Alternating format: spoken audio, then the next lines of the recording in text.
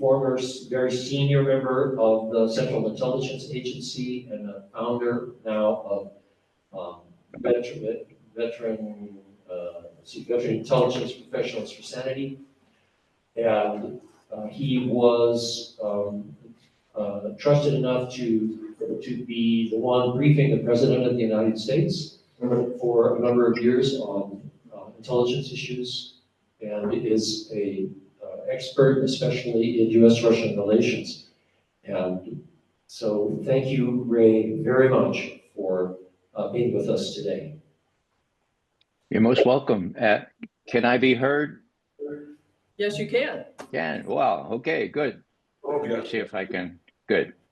All right. Well, thanks, Greg. And I'm really delighted to be with you all. I'm delighted also to know that Frank Boyle, a good friend of mine, another middle-class Irishman, is going to be with you a little bit later. And I'm going to say some prejudiced things about the Harvard boys. So Frank will identify with that. I hope I won't offend anyone. But let's proceed here. I'll just mention that Frank and I have compared notes about our growing up in me in the Bronx and he in the part of Chicago where Irish immigrants ended up. And I shared with him something I'll share with you about good instruction from my Irish grandmother when I was going out in 1953, when I had reached the ripe age of 14, to my first paid job as a caddy on a very exclusive golf course on the dunes of East Hampton, Long Island. My Irish grandmother said, "Now, Raymond, before you go out there and associate with the muckety mucks, I have to tell you something." I said, "Well, I'm fine. You sit you down and I'll tell you. Do you know what the upper crust is?" I said, "Yeah, oh yeah, you don't know. Now listen to me. The upper crust is a bunch of crumbs held together by a lot of dough."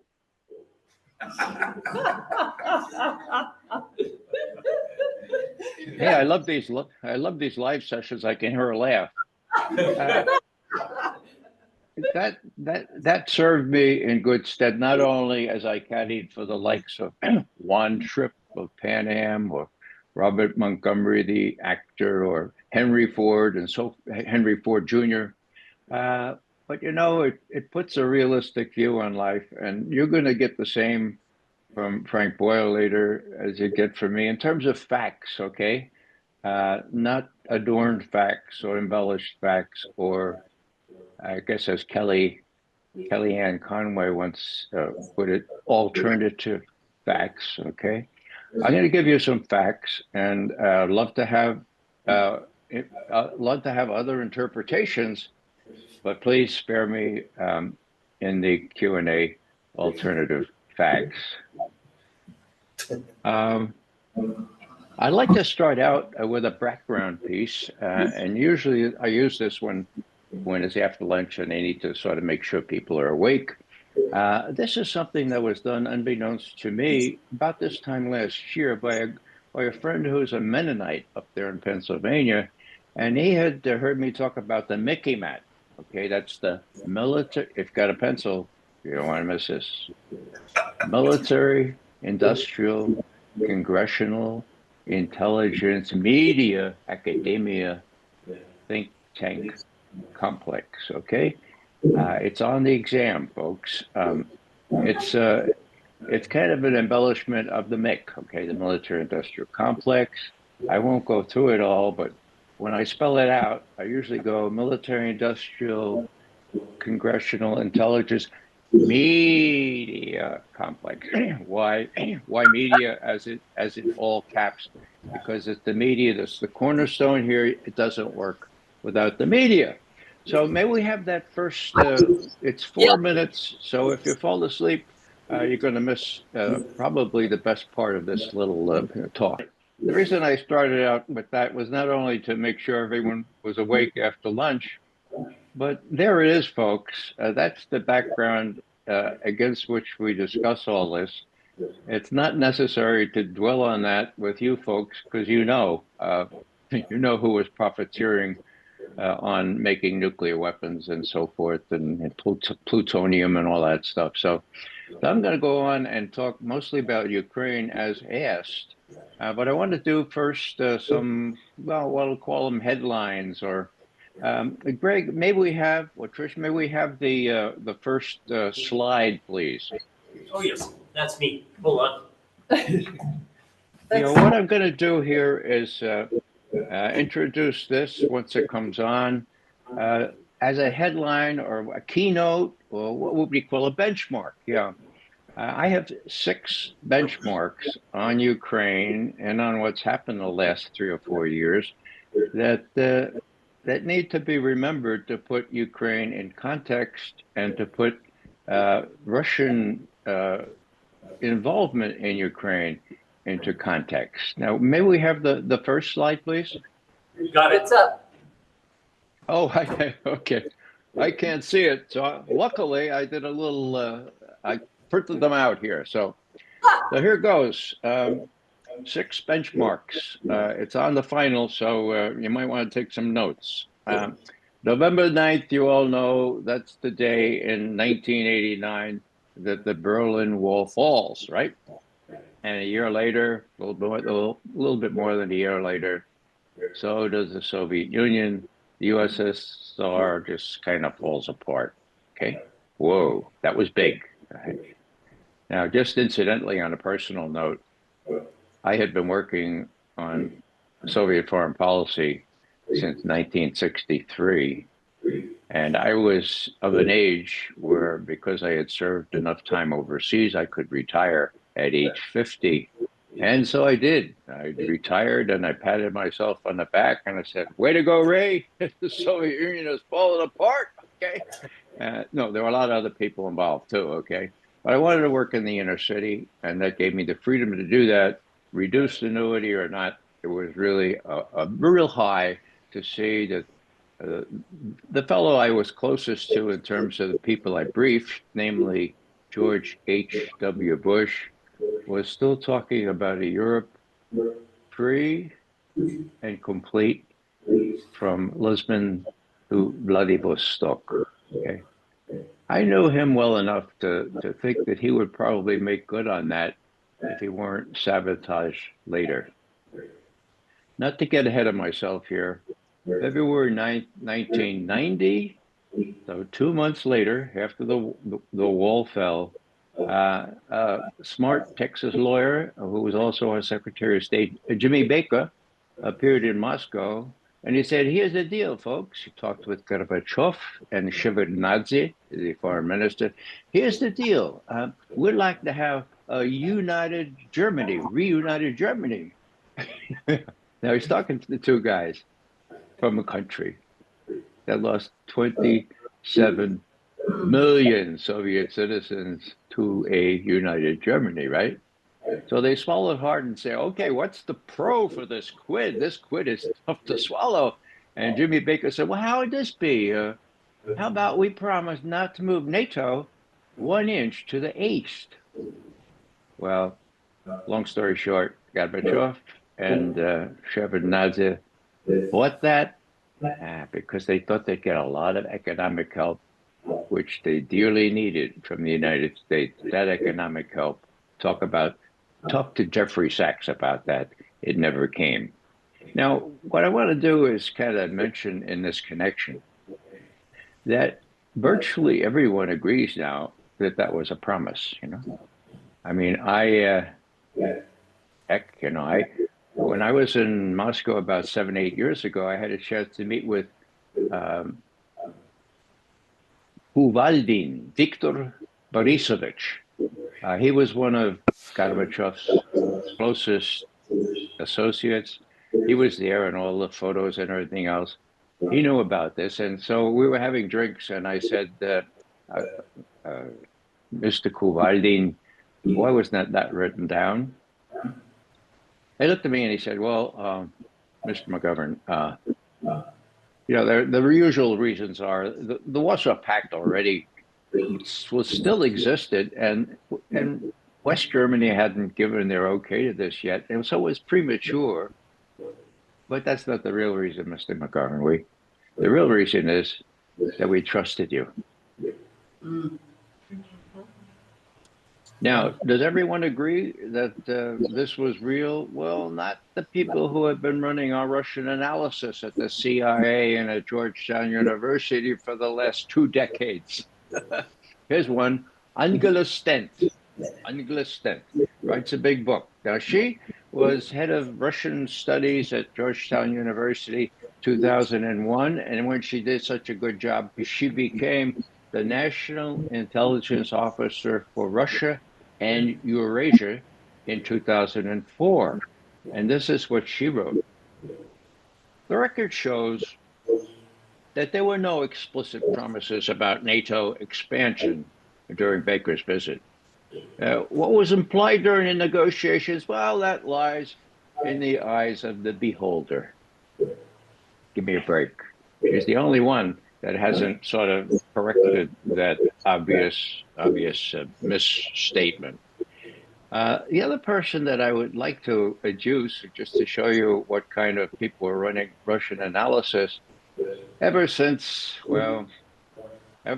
Bobby Gates, who was the head of analysis, sort of determined that all Russian analysts should believe that the Russians were evil incarnate, that they would never give up power. He was proved wrong on that. That's why the institution of the CIA missed the fall of the Soviet Union, mind you. But people in the National Intelligence Officer post, and this is the Supremo, right? This runs all the intelligence, not only for the CIA, but for all the intelligence agencies. Angela Stent was it from 2004 to 2006. And who succeeded her? A woman named Fiona Hill. Now, Fiona Hill was also at Harvard, okay? She and Angela Stent both had PhDs from Harvard. That means they studied under arch Russophobe Richard Pipes of Polish extraction. Now, I mention Fiona Hill because she's much better known to most of people who follow this. And I want to point out that she wrote a really interesting op-ed in the New York Times. She was a guest essayist, and it was January 24, 2022, just 1 month before the invasion of Ukraine. Here's a quote. This time, Mr. Putin's aim is bigger than closing NATO's open door to Ukraine and taking more territory. He wants to evict the United States from Europe. As he might put it, goodbye, America. Don't let the door hit you on the way out. End quote. Okay. So she's following what she was taught by Richard Pipes. Now, I don't know if you could see this, but I couldn't resist also adducing the photo that was, maybe I could, there he is, there's Putin waving goodbye to the last 5 presidents. Goodbye, don't let the door hit you on the way out. Do you see it? Okay, that's the New York Times for you. Now, just a couple months later, in April, and this is an interesting story here, in April, Fiona Hill and Angela Stent both learned that there had been a deal, that the Russians had stopped. They had agreed in Istanbul to an arrangement where Ukraine would forswear any intention to join NATO, and in return, the Russians would return to their borders before the invasion. My God. Now, there would be certain guarantees. The Russians said, now, you'll probably want some guarantees, but we'll work that out. But we'll have a ceasefire now. As most of you know, that happened. That was in Istanbul, very early April. And who put the kibosh on that? Sent by the United States. Boris Johnson went in there and said, no, we're going to fight it out. We'll give you all the weapons for as long as it takes. And Zelensky made that terrible error of trusting the United States. You know how the war is going now, right? So just a couple months later, Stent and Fiona Hill wrote this in Foreign Affairs, the most prestigious thing that you won't find Frank Boyle and me in, okay? Here we go. According to multiple senior U.S. officials that we spoke with in April 2022, the Russians and Ukrainian negotiators tentatively agreed on the outlines of a negotiated interim settlement. Russia would withdraw to its position on February 23. Ukraine would promise not to join NATO, and instead it would receive security guarantees from a number of countries. And of course, there would be a ceasefire. Now, not only did Boris Johnson put the kibosh on that, but we know that Assistant Secretary, or actually Deputy Secretary of State Nuland, now brags about it with a smirk on her face. She's, Zelensky and those folks, they asked for advice about what they should do about this offer, and they asked for external advice as well, and we discouraged it. We kind of discouraged it. Give me a break. That's on the record. Those are facts. Now, this is hard stuff to take. Let's just go to the next part of that slide if we can. Is it still up? We say "niet" means "niet." Yes. Okay, still- good. So this is Bill Burns, who is our ambassador to Russia at the time, being confronted by Sergei Lavrov, the Russian foreign minister, still foreign minister, newly appointed at the time. Lavrov very abruptly said, "Look, Mr. Burns, do you know what niet means? Niet means niet. This is a red line. No Ukraine or Georgia in NATO. Do you understand that?" And to his credit, Burns wrote back to Condoleezza Rice, his boss, my God, and said, "Look, the Russians are serious about that. As a matter of fact, they told me, Burns, that they would be forced to a decision as to whether to intervene in Ukraine if this happened. So just be aware." And this goes from what Burns called the knuckle draggers at the bottom of the Kremlin up to the very most senior officials.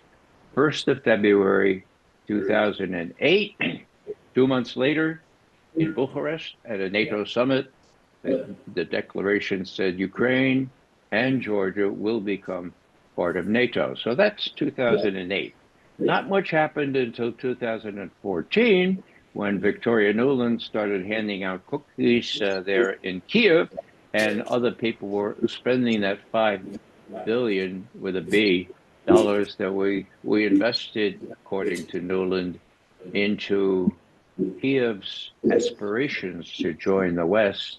Well, we know about the coup. It was the most blatant coup in history, and because it was advertised 2.5 weeks before on YouTube. I'll tell you that story later if you're interested, but most of you probably know it. So there were new leaders put in Kiev, and the first thing they did, of course, was say, we want to get into NATO. Okay. Maybe we have the next slide, please. Yes, it's up. Okay. So we have February 24, of course, another benchmark. Russian forces go into Ukraine. And then on September 9th, September 7th, 2023, just last year, there was a sort of an indiscreet remark made during a major speech by NATO Secretary General Jens Stoltenberg. And this is what he said: Putin's preconditions for not invading Ukraine was no Ukraine in NATO, right? We rejected that, he said proudly.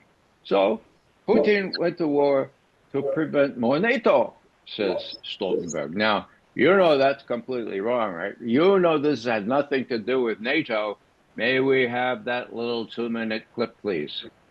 You may appreciate this because it shows how the mainstream media kind of dictates what Americans believe.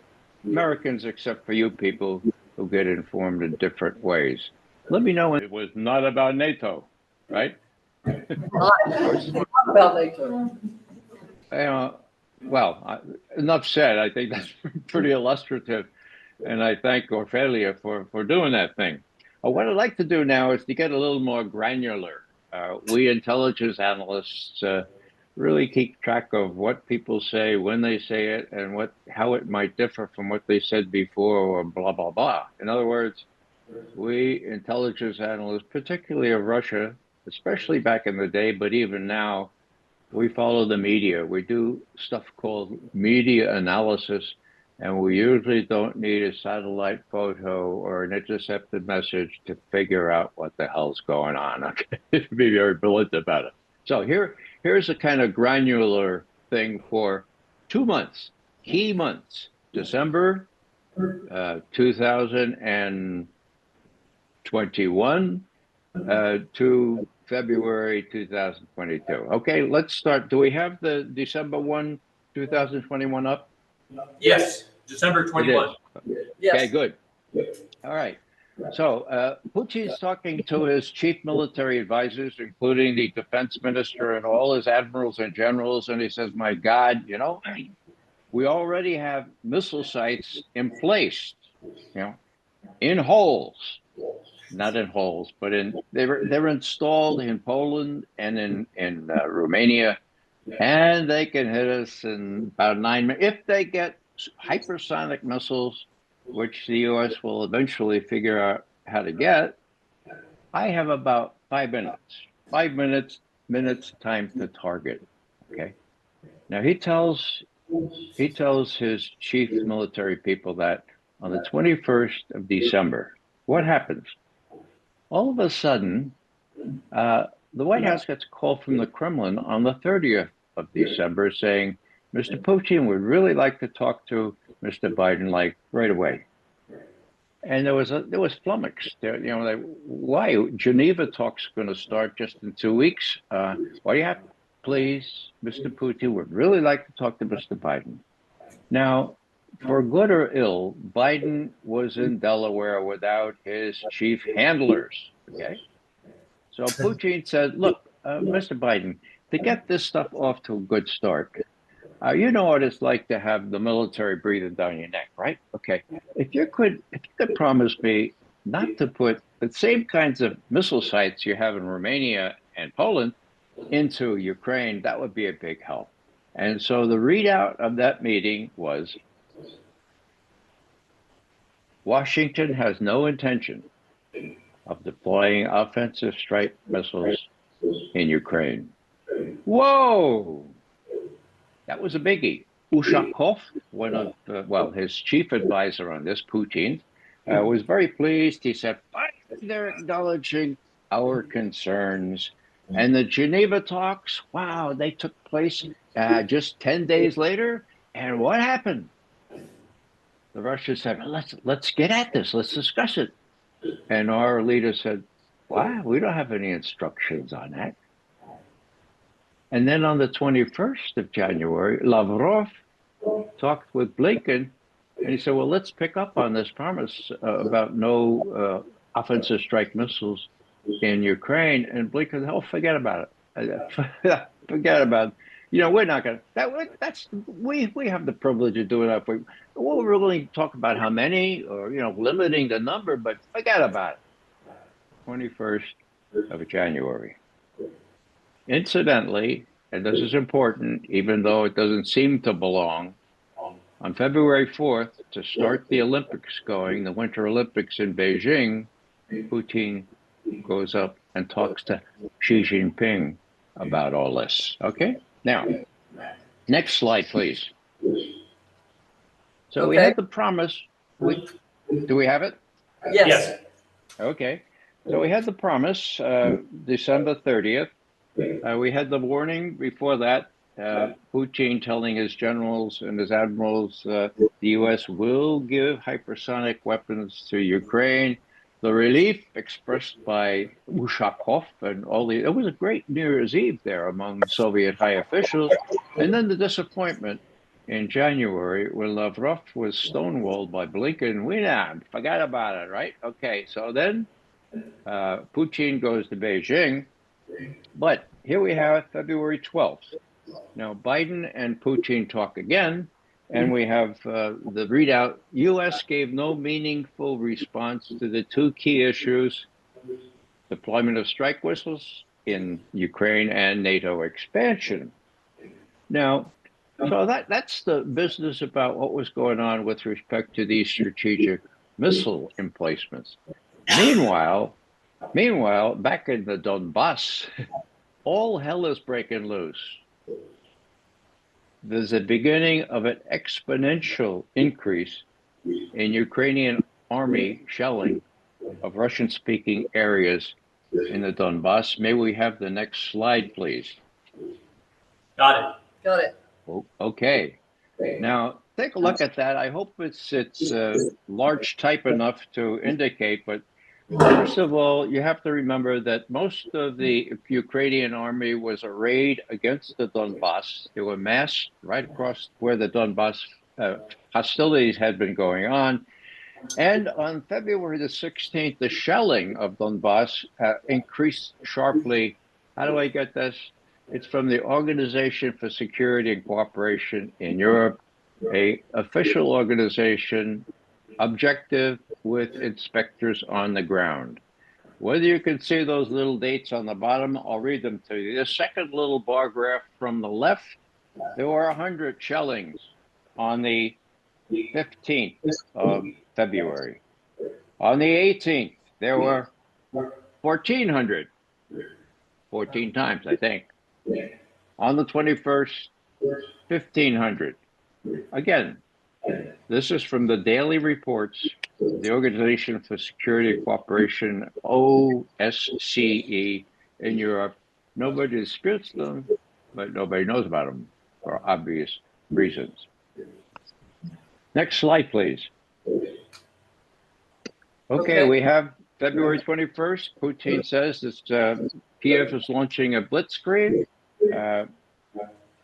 You can read the rest. Almost 4 million Russian speakers in Donbass.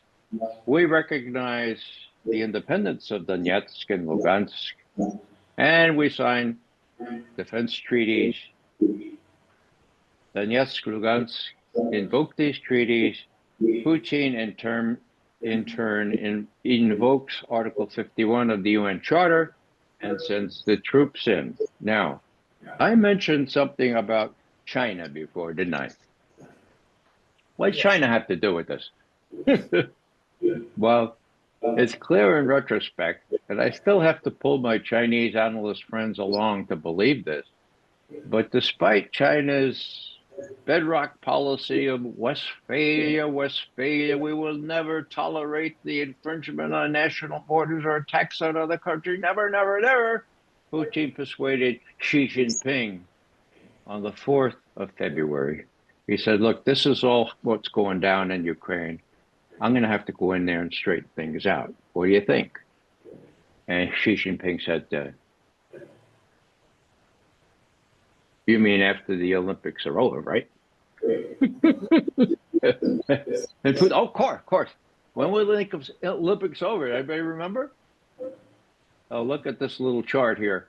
The Olympics were over the 20th of February, okay? On the 21st, things started moving very quickly. Now, I'm not arguing post hoc ergo propter hoc here. I mean, that's not a real good argument to use, because it could be a fallacy. But this is the way the things went down here. These are facts. Alternative facts don't wash. Now, I notice that I'm about to use up all my time, so I'm going to spare you the next two slides. If we could move to slide 9, please. Mearsheimer? Yeah, you got it? Yeah. Yes. Terrific. Okay. Now, you probably know that Professor John Mearsheimer, the dean of the Realist School of International Relations, I guess I'm part of that because that's all we did as Russian analysts, right? He got it right 10 years ago, okay? September 2014. He wrote an article in Foreign Affairs, which still tolerated articles like this: why Ukraine's crisis is the West's fault. And I need to read this to you because you need to hear it as well as to see it. US, NATO now face a choice on Ukraine. They can exacerbate hostilities with Russia and devastate Ukraine. I repeat, and devastate Ukraine, or work to seek to create a prosperous but neutral Ukraine. May 2023, Putin said at a major Zoom meeting in which I participated, Putin invaded Ukraine with great reluctance. I do not think he had any other options. I agree with that. The people who have been saying that he had other options, well, they don't really make a lot of sense to me. He was deeply committed, that is, Putin, to the Minsk agreements, and of course he was diddled by the French and the Germans on that. He was deeply committed to Minsk so that he would not have to invade. Whoa.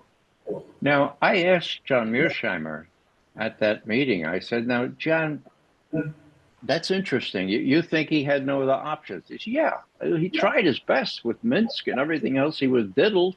They bragged about diddling him, and he went in. I said, John, just tell me this. You've been doing this now for at least 10 years. You're in Washington now. He was in Washington. Has anyone contacted you from State Department or CIA or any Pentagon? Do they want to talk to you at all? And he said something that was really, he said, Ray, no one from officialdom has ever asked to speak with me. That's how narrow the blob, the people who run our foreign policy is. I mean, here's a guy I got it right 10 years ago. They still don't want to talk to him for obvious reasons. So I'm gonna finish up now, just with a couple of extra remarks, because I think we need to sort of put this all in context.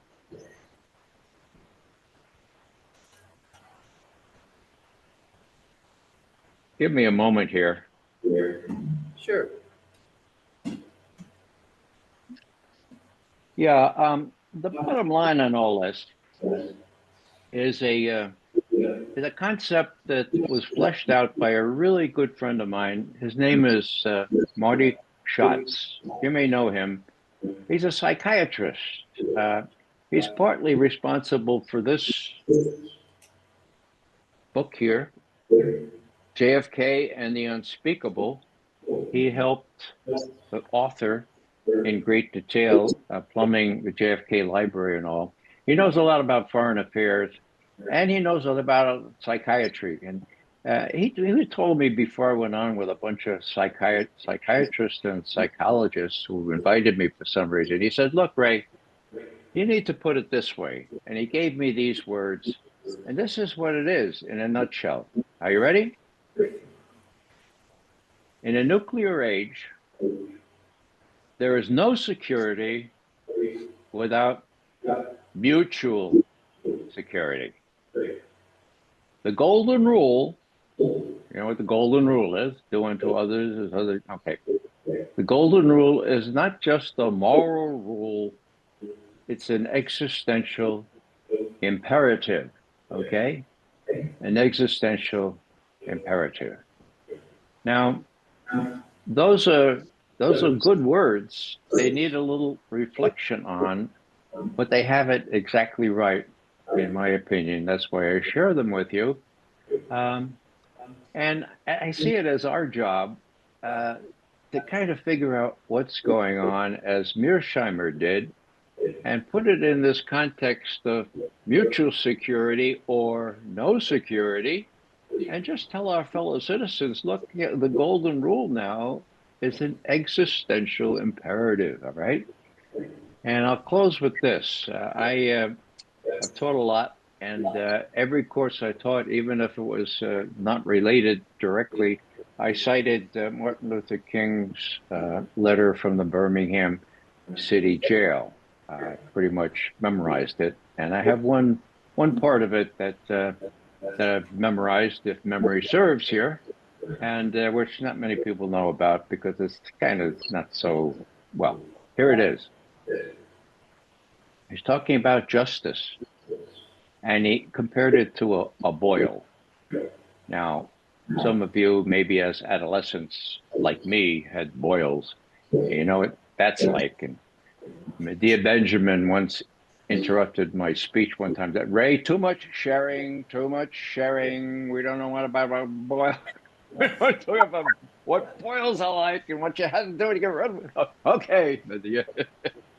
Here's what Martin Luther King Jr. said. Like a boil that can never be cured unless it is opened up with all its pus-flowing ugliness to the natural medicines of air and light, so too injustice must be exposed with all the friction its exposure creates. To the light of human conscience and the air of national opinion before it can be cured. So I see it as our job to expose this injustice, to expose these lies, and make sure as many of our fellow Americans know what went down on Ukraine, what's going down on that terrible genocide in Gaza, and just try to spread enough truth around so that we make an impact, if not this month, then when? Let's get off our couches, get off our chairs, and go around and do what we can this month, because it's a key 3 weeks ahead of us, isn't it? I'll close with those words, and thanks very much for listening. Thank you.